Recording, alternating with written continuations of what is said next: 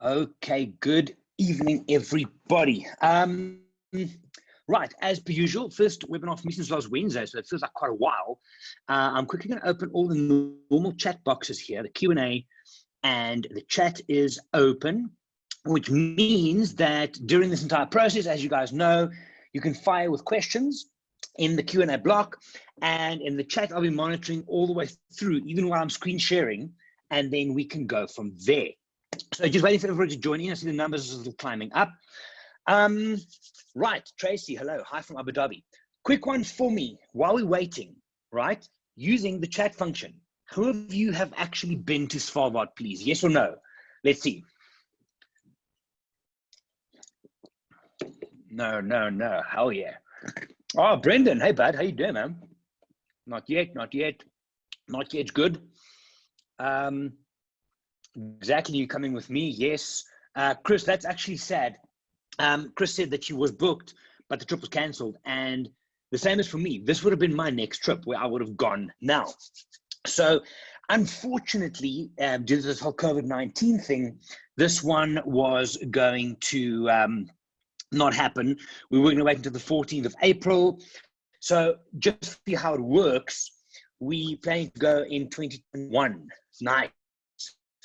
Yes, so 2 trips next year. But how cancelled our one just for this year, for you guys, some context here, is that we're waiting for the boat operators. The boat operators were waiting for the boat owners, were waiting for the Svalbard government, and the Svalbard government were waiting for Norway to decide with this whole COVID thing, how they're going to play it out.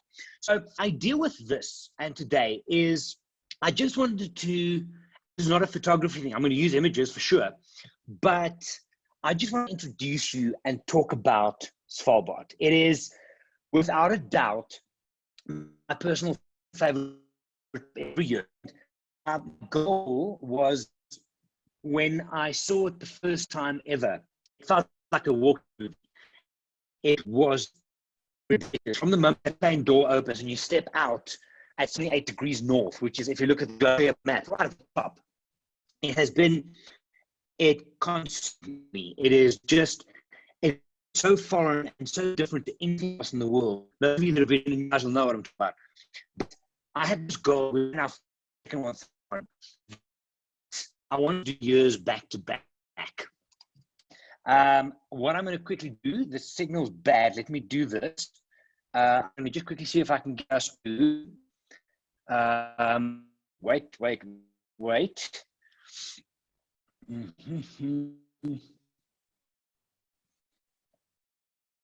I'm working on the line. 1 sec.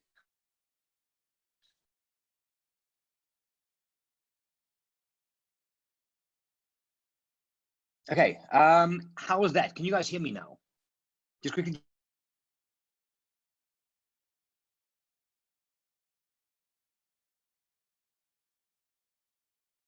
The breaking up line is bad. Can you guys hear me now? Say yes, please say yes.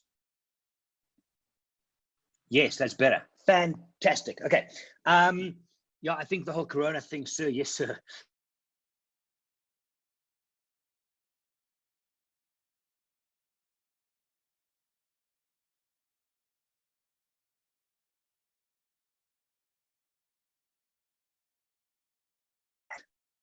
If you go to Africa the first time, many of you will know, and they speak to you.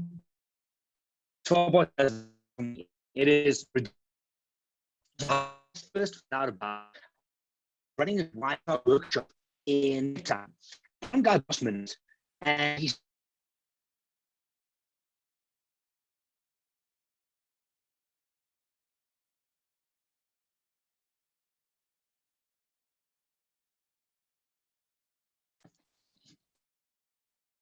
we're trying this again. Signal's not going well. Okay, one more time. Can you guys hear me now? Can you guys hear me now? Is this better? Okay. Apologies for this. We're going to keep trying. I've moved on to data now, so we're running with my phone. It should be better. Anyway, the first time that I saw this place, so this guy joined me on a great white shark trip. He booked for the weekend only. So he said to me, can I fetch him from the airport? Yeah, sure. He came from Norway. Okay, couldn't. So on the first day, we go photograph great white sharks. And like we do on all of our trips, we do light trips. I'm walking around the room, we're doing light room, I'm helping here. And as I come around the corner, this guy's got on his screen, he's got a picture, glass water, flat water, and a polar bear swimming with the nose just above, straight at the camera. I'm like, what the hell? Where is this? Didn't know the place existed. Right? Didn't know Svalbard existed. It was new to me. And literally, I started speaking to Jeremy, this client of mine. And by the time I got to the office on the Monday, I booked our first trip. I chartered half of a vessel in Svalbard.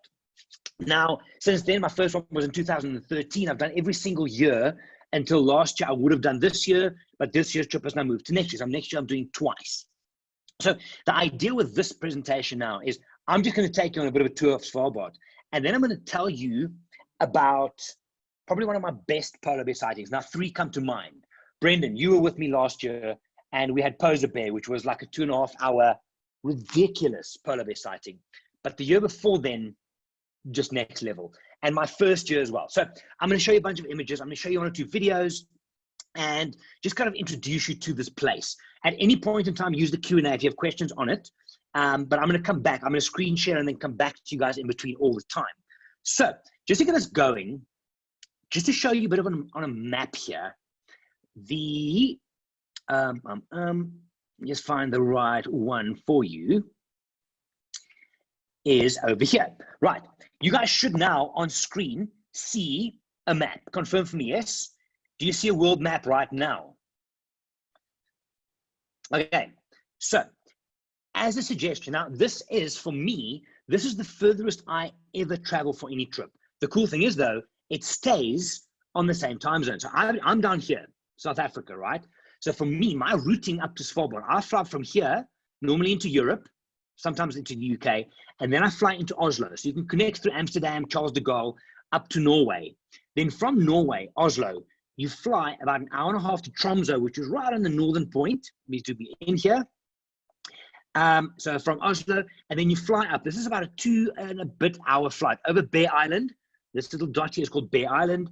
And then you fly into Svalbard. This is Svalbard. It's the archipelago of islands over there. Now, if I zoom into the Svalbard itself, and then this is the whole island, right? So you fly into Longyearbyen, which sits over here. Let me show you over here. Where am I? In here. So Longyearbyen sits in here. That's where you fly into, and our trips start from here. This is East Fjorden, so we would sail out and up, but I'll tell you more about that in a little while. Now, just keep this map in mind. I am going to talk about this little island up here called 12 Oya. Oya means island, so called 12 Island is one of the most northern pinnacles of Svalbard before you hit the Russian Arctic. So that's where our story is going to play off a little bit later on, right? But this, as a whole, that is Svalbard that we're going to talk about. Any questions, guys? Remember, you can fire them in that Q&A and we'll go from there. Now, a couple of interesting things. I'm going to start quickly, and I just want to take you through a few images of people in Svalbard. And then I'm going to introduce Longyearbyen through a video, which I found is actually a pretty cool video. Then we'll look at the ship that we use for the vessel for our trips. And then we'll look at some of the wildlife and kind of what you can expect. So I'm just going to talk through some of these for you. So if I go into my Lightroom over here, confirm for me, you guys should now be seeing a ship on your screen. Yes, that is the Stockholm. Brendan, for those of you that have been on there, this is without a doubt the best vessel to explore Svalbard with. I've been on 3 different vessels. I was on a French vessel called the the Polaris. I was on the Origo, which is a sister ship to this.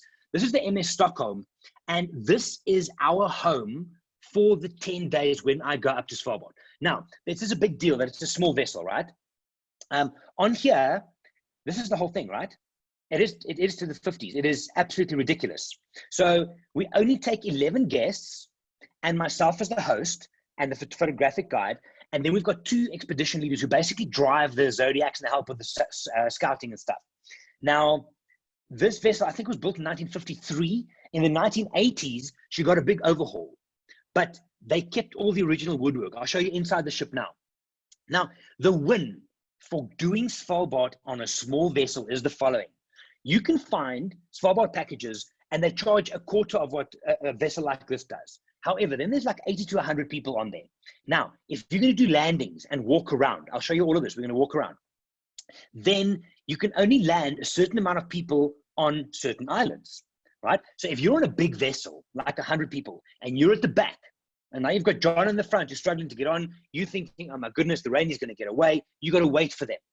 Also, with these small vessels, they can get into some of those fjords, and I'll show you the map again, where the bigger vessels can't. It is huge. It's a massive thing. This is also an ice-strengthened vessel. So it's a mini icebreaker, and I'll show you some images where we actually go into the pack ice, but I'll explain how that works in a little bit. So this is our home. Can't get an eye-level shot from the big vessels, right? There's that as well. Craig says you can't get an eye-level shot. Now, one of the shots, I think I'll show it to you later. If you look at Stockholm, these portholes here, so that's like the rooms where you can go from. We were looking at a polar bear walking past you once. We all ran down and we took eye-level shots from here. But the big vessels are like doing aerial photography. So for the 10 days that we do Svalbard, this is where I live. I live on this boat with 11 guests. There's 5 to 7 staff, depending if they've got interns or not. And it is without a doubt the most amazing way to experience this place. Now, I just found this image, and I remember Brendan, I think with you guys as well, we sat at the back of the ship in a fjord, glass water, and we had like our desserts and little schnapps things, and it is an amazing experience. But what you're going to look at is the accommodation. People always ask about accommodation. Now, this and Antarctica are the 2 trips that I host that it's very difficult, not impossible, difficult to get a single room because you work on bunk beds. Now, each room, there's 6 cabins in the downstairs area of this vessel, of the MS Stockholm, right? Super comfortable, nice and heated. There's the portholes where we took the images out, eye level. And each cabin has its own facilities. It's got its own bathroom, shower, everything. So you basically then unpack your stuff on day 1. You don't spend much time here. Remember, because when we go there, it's the midnight sun. The sun is up for 24/7. You never have dark. So you basically use this as a kind of a shower, have a quick nap, and then back up. I've had people who sleep in the lounge because there's so much. Anything could happen at any time. So from a cabin point of view then, this is the main area downstairs, and you can see there's one cabin here, one behind us as we're looking at this image. So they've got the dining area where all of the meals are enjoyed. Now, the only thing on the boat that keeps time are the meals. 8 o'clock breakfast, 1 o'clock lunch, 7 o'clock dinner. That's it. Otherwise, you don't know. You actually don't know. Some of my best photography ever in Svalbard were done like 2, 3 in the morning because it's just the light is soft and beautiful, and it's just an amazing thing. So the dining area is downstairs, and then the 6 cabins are kind of in a circle around them. Each one with its own bathroom and stuff. All the meals happen down here. If we then look at the top, so this is the lounge where you spend probably 90% of your day. Brendan, you should be having like homesick feelings now, yeah? This area is where we basically, everybody finds a spot. You dump your camera equipment, you have your laptop up. On the flip side, if I turn around from where I'm looking here, this would be the other side. So the bar is always open. Around the corner here is a little coffee station. There's a projector that comes down here. And in this area is where we do presentations, all the Lightroom, the charging, the everything. You basically live in this lounge area. Now, you then go downstairs into the eating area, and then the cabins are around that on the bottom deck. So just to give you one more idea, this is the cabin. If you walk out here, out this door, that there is the seating area that I showed you earlier on. Okay, so let us move on from there. So let's look at Svalbard itself. Now, if I look at Longyearbyen, right? Longyearbyen is the most northern town settlement in the world. There's other ones that are further north, but as an official town, right? It's at 78 degrees north, and you can feel it. The moment you get there, it is just different. It's a very strange place. The rules there is very different to anything else. Like, for example, you can imagine that if you have only 4 months of sun, and then there's 4 months of dark, and then those little periods in between, that you can get a bit sad, right, with the darkness. So if you want to buy alcohol in Longyearbyen, you have to go, and I've had to do this, right? I had to take my passport and my air ticket to show that I'm going to fly out of Longyearbyen, because as the locals, you can only buy X amount of alcohol. an interesting thing. There's also, the first time I ever got there, you go to the bank, right? And at the bank, there's a sign up that says, you can either come in with a ski mask or with your rifle, not with both together, right? Because polar bears could walk in at any time. It's an Arctic town. So polar bears could come in. So I thought it was quite funny where you can either use your ski mask or you can use your rifle, but not at the same time in the bank. But as a little town, Longyearbyen to me is phenomenal. It is photographic in its own right. And I normally try and go up 2 or 3 nights before, and some of the guests as well, and you just go and walk and photograph. It is absolutely magnificent. Let me show you some of the, just some shots around Longyearbyen, right? So this is a newest edition they've got there. So all of this is just different timings in the city. Well, city is a strong word. About 2,500 people that live there. This is from the bottom of the glacier looking back up. I'm going to show you a video on Longyearbyen now. So this is base camp, right? This is where we normally stay for the day before and the day after. We stay here at base camp in the middle of Longyearbyen. It is absolutely amazing, and it's based on old trapping tradition. So Svalbard, and there's a lot of trappers' huts, and I'll show you those as well. But base camp itself is an absolutely beautiful little spot. So this was one fur. There's one little fur shop. I'm just trying to think what the name was here, where they sell polar bear fur. Now, remember, we think this is bad, and yes, I don't agree with it, but this is the tradition. Whaling. They hunted for blubber, seal hunting, walrus. They did furring on foxes and reindeer and polar bears. So this is a polar bear that's been there since the very beginning, and they, you see him, they pull him out in the day. So if you look up here, I'm going to show you a video now, right? That goes all the way up to the top and all the way down to the glacier. There's one street only in Longyearbyen. There is nothing else. Now, the seasonal changes here is ridiculous. Next year, I'm running a trip in May and in July. This, what you're looking at now, is July. It is still about 0, -2, right? But it's green. You come there 2 weeks earlier, it's white with snow. It is insane how quickly this changes. So the July date, I know, Brendan, you have asked. Lindsay, I think we might have spoken about it. But the July date's interesting. Polar bear viewing all the time is pretty solid. Just some more people experience type of shots. This is in the lounge area, right? And this is what happens all day long. We lightroom, we work, we do all these things, right? Lindsay's booked for May. Cool. I love May. It's white. It's beautiful. On the boat, we get this vessel in close to icebergs, close to glaciers. I mean, you can see here, even photographing with a phone, make sure your phone is clean, Lindsay, before you go, because there is so many amazing opportunities. I'm going to talk about this in a little bit from now. This is in a little town called New Alesund, which is a little research village a couple of 100 miles north of Svalbard. So this is a mast with significant historical kind of stories. I'll tell you about those in a little bit. Going out on foot every single day, we try and get out on land because it gives you so much diversity of photography and of experiences. So this here, what you're looking at here is from the what's it called? Not the crow's nest, from the actual open. Come on, Gerry, what is it called where the captain is? Somebody help me. I'm running a blank here. The bridge. Thank you, Joy. From the bridge, right? Yeah, you see, it's been a long day. So from the bridge, we go into the ice pack. Now I'm going to talk about, this is solid ice, right? And we then kind of break through the ice because polar bears specifically live on ice, right? Amazing visuals from the top there. When you get into the fjords, that pack ice breaks up and you get these incredible geometric shapes, which you can photograph. There's a glacier at the back here. Show you some more of those. But the photographic ability is absolutely off the charts. This, I think, might even be an iPhone shot. Literally just kind of point and shoot. We get close to the wildlife. This is from a Zodiac. So this is an old walrus. We took the Zodiacs at any point in time. Because we take exclusive use of the vessel, we can go anytime. There's a walrus. Do you want to get closer? We go photograph him. Sweet. Let's do this. So we went all the way around, and then you get really, really close to some of the wildlife of the area. Ice caves.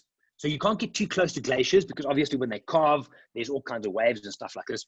But when and if we can, we get as close as we can to these massive ice walls, ice caves, stalagmites, stalactites and stuff.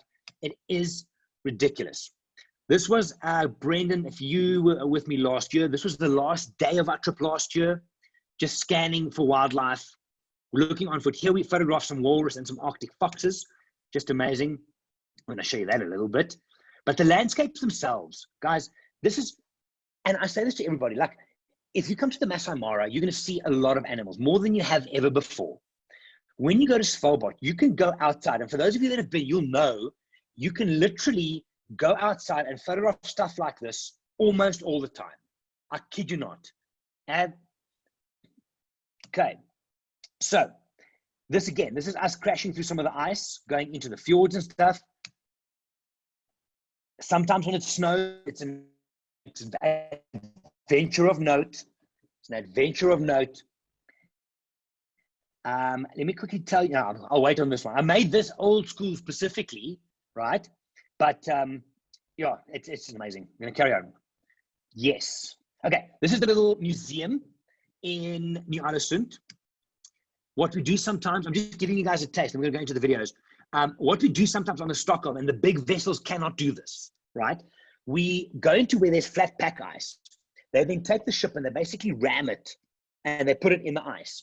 We then get off, and here you can do group shots, and we can walk around in the ice. You can get cool photographs. The experience, though, is ridiculous. It is absolutely amazing. On foot with reindeer, right? Reindeer, these are Svalbard predators. So they're slightly shorter and fatter than normal reindeer because they don't have natural predators, right? So they're really short little fat things. I'll show you more of them in a second, but they allow you to get really, really, really close. We've had years where they literally came up and they like licked one of my guests' hands. It's amazing. On the Zodiacs, in and out, we use 2 Zodiacs. So there's never a space issue, either for just transfer or photography. There's our 2 Zodiacs, just to give you an idea. And then you leave the vessel and you go, obviously not in the open ocean, right? But then you go around and you do the whole thing. It is absolutely, I mean, it's an amazing place. Okay, blue ice. Sometimes you get these big open glaciers and we go right up to the blue ice. Now, if you can imagine for yourself, just photography, it's, I don't know, it's just amazing. People walking on ice. Now imagine for yourself, right? At some stages on a trip like this, you are, if you take it from the top of the globe down, because where we are here most of the time is about 1,600 kilometers from the North Pole, which means at any given point in time, when you're up on a trip here in Svalbard, you are one of the most 1,000 northern people in the world. There's no more people north of you. There's nothing. It is a true, true magical experience. When we go on foot, you're looking not just for wildlife, you're looking for landscapes and all kinds of things as well. It is absolutely amazing. Sandeep, there's a lot of history in this place, a lot of history. This is Camp Mansfield, where they looked at mining marble, I think it was. Alone in places like this, all these old ruins. So it's not just wildlife, there's so much more to it. This space, the landscapes, these little trapper cabins. So you can go into these and the photography in there is amazing, and the experience itself as well. Ice beaches. This is New Amsterdam, which is across from the little research village. And we must have spent about 2 hours here on this particular year. There's one of my clients in the corner here again, photographing. And then you get these guys. Now, before I go deeper into Longyearbyen, just want to run you through. This is a bear sighting we had last year.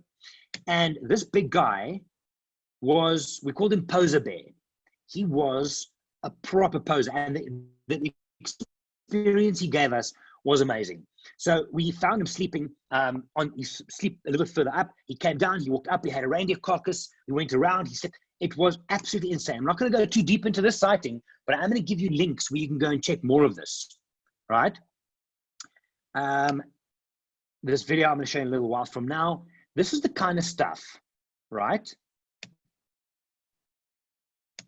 This is all from one sighting, all of that. We spent 2.5 hours with this bear. Now, I have, touch wood, I need to touch wood, touch wood. We've seen polar bears on every single year. And on every single year, there were at least 2 or 3 proper sightings. This was one of my top 3. I'll show you my other top one, which is my first year. And then there was the 1 year, which we're going to go deeper in, which was just, everything just came together. So we're going to pick up our story over here. This is called 12. Remember the little island I told you about? That's where we're going to pick up our story later on. For now, though, let me quickly come back to you guys here. Okay, rough indication. That's just a kind of a teaser. What I'm going to show you now is a little video I found on Longyearbyen, just to show you the town. I'll kind of talk over it as well to give you an idea. But this to me was a great way to show you what this little town is about. So let me quickly, oh, wait. I've got something else for you. Watch this. See, now a very good friend of mine, very special friend of mine, sent me these, knowing that I'm going to talk about Svalbard. And I would love to tell you guys that I've seen this, these babies, right? This is probably from Churchill up in Canada. Let's just run that. I mean, hello. Same as that. Imagine that, right? It is insane. I have seen baby polar bears, but at a distance. So cubs of the year. But these kind of things, yeah, I need to still get there. That is a whole different story. Okay, so a quick little one for you here. This is the Stockholm, the vessel. It's just a little video clip that they made of the vessel, but it gets you to the places where you want to be. It gets you closer. Per is the captain coming back on the Zodiacs, getting back on ship. There's the bridge. It's an open bridge policy. There's all the things we spoke about. It is an absolutely amazing way to experience that. Now, what I want you guys to show, this is about three minutes, just to give you an idea on where we are. So remember, South Africa down here, and we're going up to the top. So I'm gonna just let you guys watch through here with me. This takes us right into Longyearbyen. Okay, that's the whole town. That's all of it. That is the entire thing. There's about 2,500 people that live here. This is the main street going up the middle. Most of the time in May, it looks like this. There's snow everywhere. That would be more towards July, August. It is, you literally feel like you're in a movie in this place. There's been some movies shot there, but it is absolutely like next level movie moments. Reindeer, you have walking around town all the time, right? There's these ice caves, which you can do a day trip where you take a little, what's it called, snowmobile out, go into the ice caves. That's an easy day trip, very easy day trip. The dog pounds, there's dog pounds on either side of town where you can go and do dog sledding. In the summertime, when it's no snow, they do it on wheels. Otherwise, they do full dog sledding. Longyearbyen is an old mining town, so there's big mining history there. The shopping, insane. If you're looking for winter clothing, don't buy at home, buy here. It's an absolutely incredible place. The rifle's a big thing for them because of the polar bear thing. Polar bears are protected, but all the guys go through rigorous training in order to make sure that it's safe. Because we do go on foot. The northernmost brewery, they actually make a really nice beer, which is in a blue thing with a polar bear on it. The wining and dining, the food is amazing. The northernmost Michelin star restaurant in the world, called Huset, is up in Svalbard. I've never been because I would have to sell my right arm and my left leg to go there. I will get there one day. But the experience of Longyearbyen is amazing. And if you ever do go to Svalbard, I would highly recommend that you do go to maybe 3 days earlier. Go and spend some time. Cafe Fruin sits in the middle of town. And this year, they've got a chocolatier. It is beautiful chocolate, little polar bear she's making there. That's the view of the whole town from the glacier top. It is a little town with absolutely everything. There's a lot of research happening there. There's a lot of students. That I haven't seen the Northern Lights in Svalbard yet. I've only seen that in Iceland.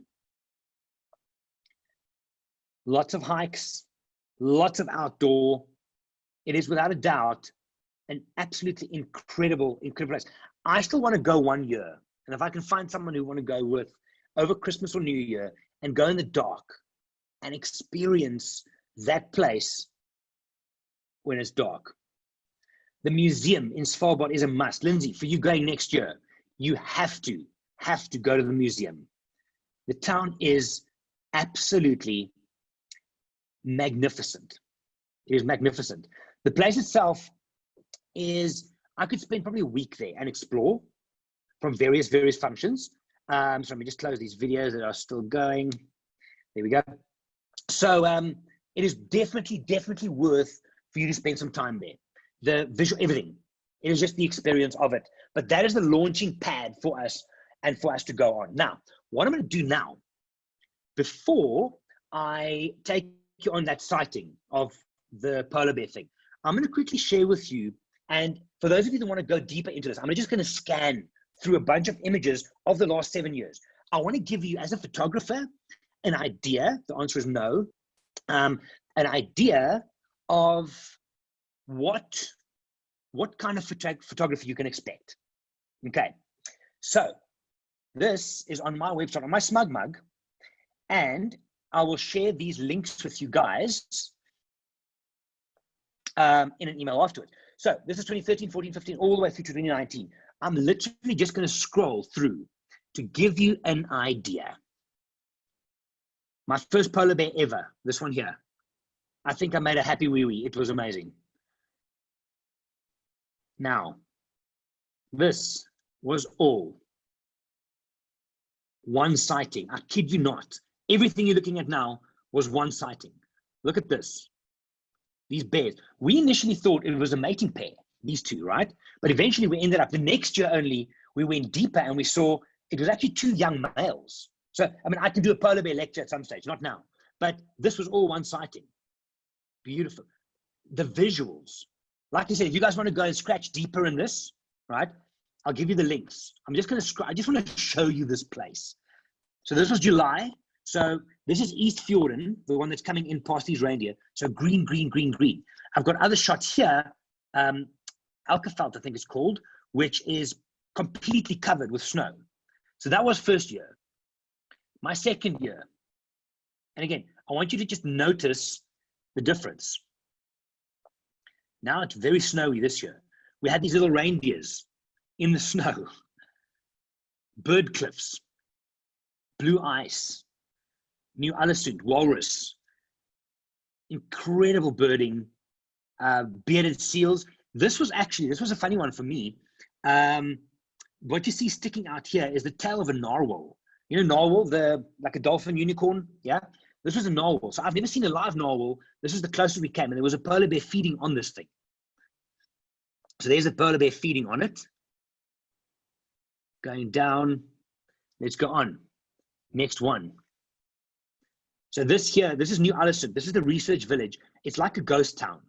This chap here is Roald Amundsen, and he's the first guy to fly over the North Pole with a Zeppelin. But I'll show you more of that. So there's our ship, up close with walrus on foot, little orcs, polar bears. Every year, like I said, every year we've had polar bears. And then these kind of stuff. If you're into landscapes, this is the back of the boat, the one I'm showing you here on the right. If you look back as we crash through the ice, that gets left behind and it freezes up again. But the photography is amazing. So here we parked the vessel, we walked, we did some photography, some landscape, slow stuff. On Zodiac with walrus. These guys were very inquisitive. They came super close.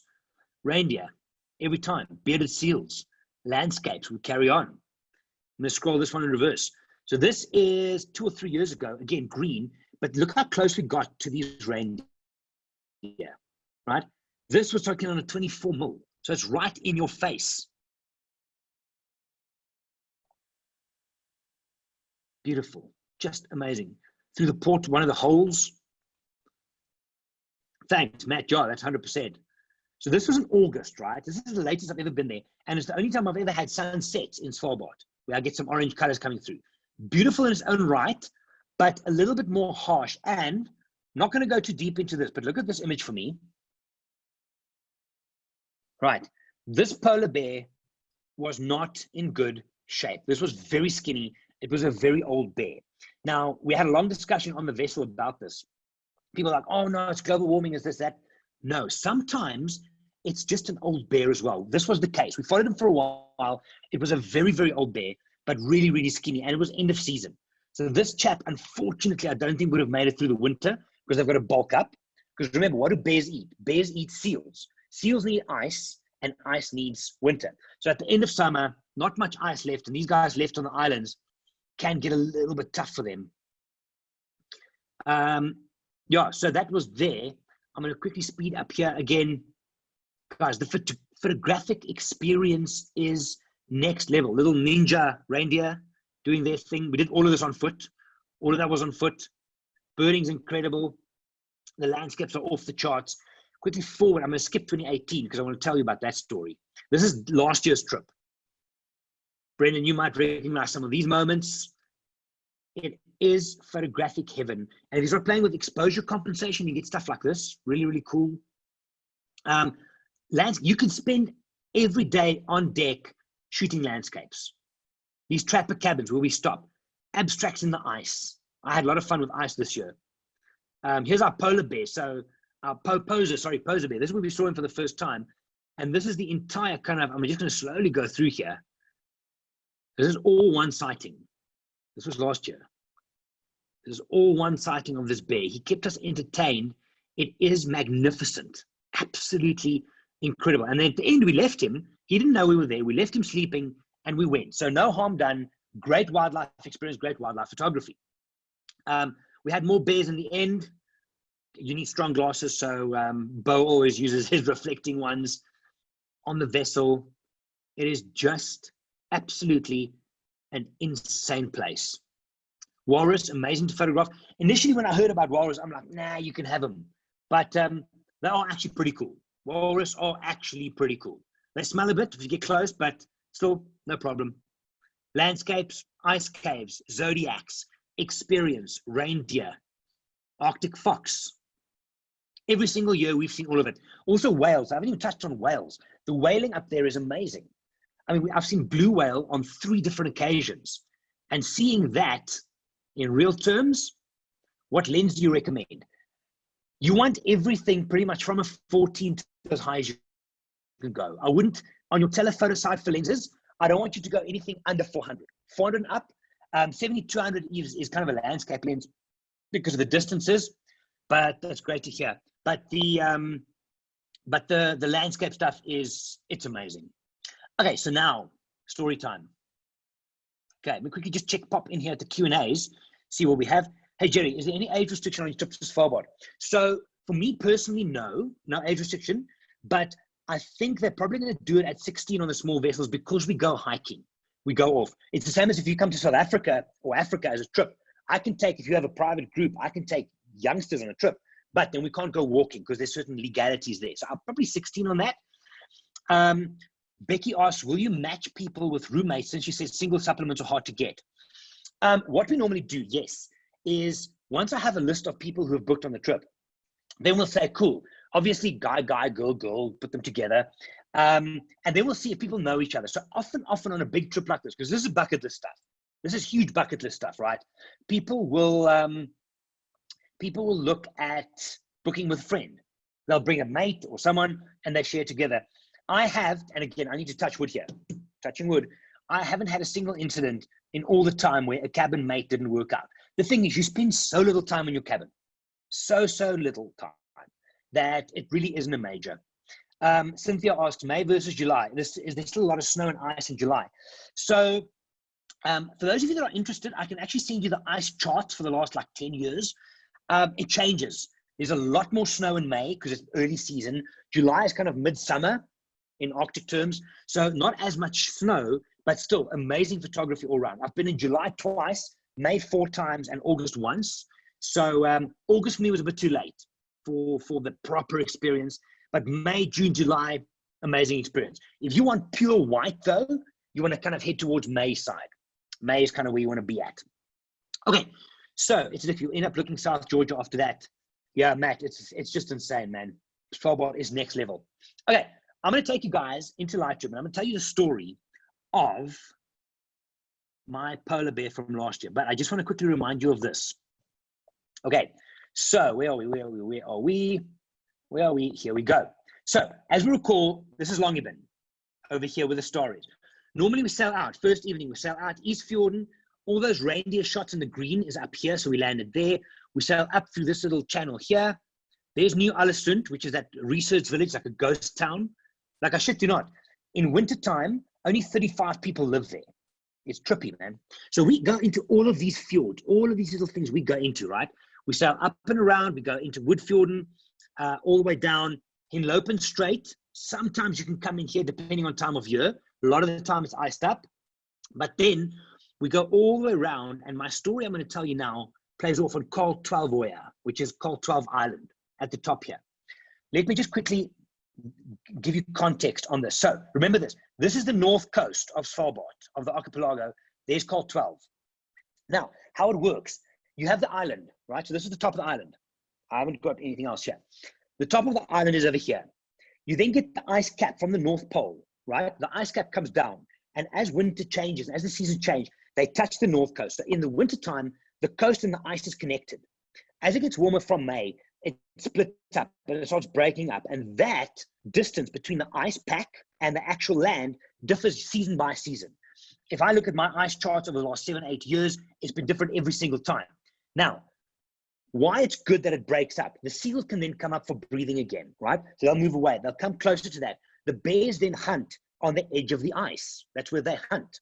So when you have that and you have more ice, it's better for bears. However, if there's not much ice, then you look on land. There's a bit of both. So Chocolateri, now at the top, the one I'm going to show you now, is literally ice covered during most of winter.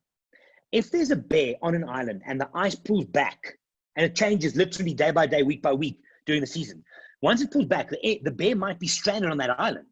Now, polar bears can swim up to 100 miles easy going. The furthest one we know of, I think, swam 600 miles all the way across around to the Russian Arctic, right? They swim very well. But they often, if they're stuck on an island and there's no seals because there's no ice around them now, right? It's just the island. They can survive on birds' nests, eggs, and so on and so forth. And that's where my story starts with you guys here. So I'm going to take you to over here. So Chocolateri, this is the island that I showed you earlier on, right at the top. On the far end here, right, you guys can see me on your screen as well. So the island from the side profile, it's kind of, there's a little bump, then it's flat, and it's got this bird cliff on the other side. We're looking straight down at this bird cliff, right? So we circumnavigated this little island 2 or 3 times because if you know there's a polar bear on land, you are not allowed to go on foot. It's a rule. So we checked a couple of times, saw some polar bear tracks, didn't see anything, and therefore we landed. So we landed on the far side over here, and then we had a bit of a walk around. All right, so we walked around different island. And during the time, we then did some photography. How's that? That's a 14 mil just pushed under a piece of ice. Looks like an ice cave. So we walked around, and then after our walk, now just notice that the people are standing here. I'm going to come back to that in a second. We left the island. We walked up to the bird cliff, which you see on the far side. We left. We took some blue pictures of this, and then we sailed off. This was before breakfast. And now we were going to go back down towards Hinlopen Strait. As we go, Bo comes running from the back of the boat. Polar bear, polar bear. So where those people were standing on the top, there was a bear sleeping somewhere there. Didn't see us. Did not see us. We didn't see it. Right.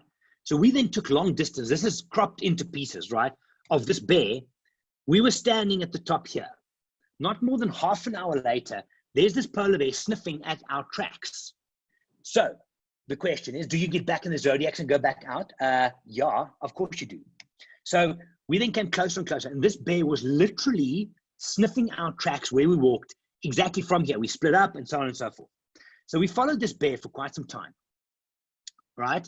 Head up posture, sniffing around. It came down everywhere we walked. So now we're on the Zodiacs, right? We're nice and close. The photography was amazing, but I'm going to keep going here. This bear never took its eyes off us, not once, not once. And what you had, this perfect combination of dark Arctic skies and like bright light coming through from this side. We're at a low angle shooting up at this bear. Couldn't have been scripted better. And this thing was just trying to sniff us all the time, right? It was magnificent. Now, at this point, and I love what I do, make no mistake. I love photography. I love wildlife photography. And there's nothing better to me, though, than when a client gets the shot. However, this was one time, and I'll show you the video now. So we got the 2 Zodiacs side by side like this, and this bear's at the top of the ridge. You'll see the video now. And someone's camera, either the shutter sticks or something. So can I help? So I put my stuff on the floor, right? I take the camera from them and now I'm busy fixing it. That's what I do. I fix things. So I fix this camera, and as I pass it back, we look up, this happens. Let me show you the video first. So, and this now, from here, what I'm going to play for you here, I literally just handed the camera back. There's our polar bear, we're walking on the top. This happens. There's two zodiacs. So as I hand the camera back, this polar bear comes full-blown charge, right? I thought at this moment, I thought it's going to jump because the front zodiac, you can't really see it. This zodiac here was about 3, maybe 4 meters from the edge of the water. This bear stopped in the water and looked at us for a little while there. Now, watch it again. This is me handing the camera back. And as I reach down to pick my camera up, this happens. I've got 0 shots of this. The experience was insane though. Sasha nailed it out the park. So we then pulled back a bit, right? And this polar bear kept on looking at us the whole time. It kept on looking at us the whole time. So first of all, I had this fright because I thought, shit, this polar bear is going to actually jump into the zodiac. Luckily, she didn't. It was a her. But then she kept moving and she kept walking along. And we finished the kind of images over here. Where are we? Are we here? So this here that's after she stopped. So I've regained myself now, right? She ran right to the edge of the water. That was the first shot that I tried to pull. I literally picked up the camera and just went spray and pray. Didn't work. Got that. So most of my guests got that. Even the person whose camera I gave back. Yeah. That's her right on the edge there. Amazing. She did not take her eyes off us. But imagine the photography. Now you're at eye level, not more than 4 or 5 meters from this thing. It was amazing. She went back up to the top and kept walking all the way along. The freedom we had photographically was to move around and get the shots low down there. She's going to walk there. Let's change the background. Let's go in the front. So this photography here that she gave us on this day, you can see her, she's quite skinny, was just absolutely amazing, right? So here's us again. And she kept on walking right to the base of that bird cliff that you could see on the island earlier on, found a little nest, basically a nest, and made home for herself. And we left her eventually there sleeping. She fell asleep at the base of this bird cliff, and then we left. To me, I mean, I must be honest, I've been a little bit off my own photography for a bit, but if you ask me, one of my favorite personal images ever, and I still want to print this big. I mean, if any of you want this as a print, I can give it to you. It's not a problem. This image here is still one of my personal favorites. As that happened, as we photographed that, there was just something. And for you photographers out there, you know, they say you can only photograph something that you love well. Yeah. But this moment was insane. I loved the moment. I loved everything. And this is to me, yes, actually, interesting thing. I have a tattoo of a polar bear up at the top here. That's the one. Quite right. Quite right. Well spotted. So that it is. I mean, that day for me, everything came together. Everything came together. The background, the light, and not just photographically, the story, everything was just absolutely perfect. I'm going to Q&A quickly for you guys. What are the temperature ranges? What are the temperature ranges? Probably between, 2 and minus 16 Celsius, but the wind chill is what kills you. The thing is, it's never really that cold. Only when you go on the zodiacs. Only when you go on the zodiacs, right? Did you experience really harsh weather? Snowstorms, zero visibility, severe winds, deep frost, waves on the water? I can probably count on one hand. I must have spent I've spent about 80, 90 days up now in Svalbard. I can count on one hand the amount of heavy storms that we've had. So, yeah, once in a while, but not too bad. It's that time of year that it just works. So, that's Svalbard, just a fun talk through an experience. It would have been my next trip. I would have been leaving South Africa in about 2 weeks today, actually. So, yeah, that would have been my next trip, but not this year. Staying home. I'm sure I'll find something to do. Quickly, another question from Brendan. Hey, mate, besides the obvious polar bears, how does this Arctic expedition differ from the Antarctic one in terms of lodging itinerary? Antarctica, what we can do is we are at this stage running Antarctica next year, COVID dependent, in February. It's a much larger vessel. We're not doing a small vessel in Antarctica. So yeah, it's different. I can actually, if you want that, Brendan, mail me. I can send you the brochure for that. Craig, anyone armed when walking, like if on a walking safari? Yes, absolutely. 2 weapons, 2 rifles on every single walk. The lead guy and the second weapon. I've carried once or twice in Svalbard because I'm registered. So I've carried a couple of times up in the second guide. But yeah, there's always, it's by law, you're not allowed to go on foot if you don't have 2 weapons.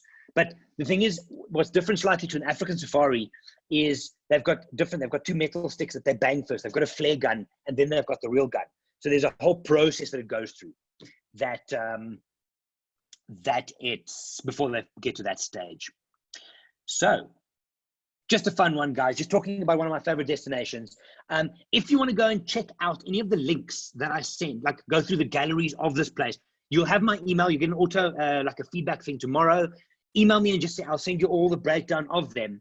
But if you're ever keen, let me know. It is an insane place. It is absolutely, absolutely incredible.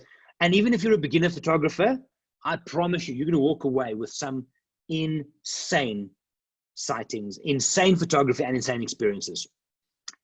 On Friday night this week, I am doing same time, no, a bit earlier, I'm talking about the Great Bear Rainforest, which is similar to Antarctica. You messed me up, Brendan. Similar to Svalbard, but different. It also feels like you're in a movie.